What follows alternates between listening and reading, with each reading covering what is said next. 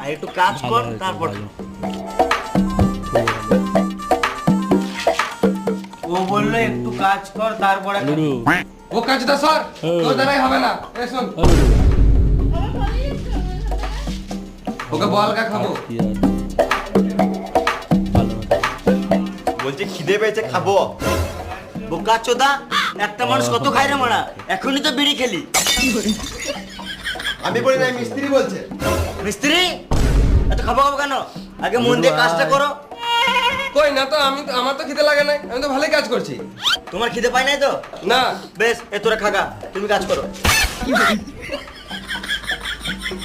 না মানে আমারও হালকা খিদে লেগেছে, যদি একসাথে বসে খেলে দিতাম তাহলে ভালো হতো। কাউকে খেতে হবে না, যা এখন কাজ কর। হবে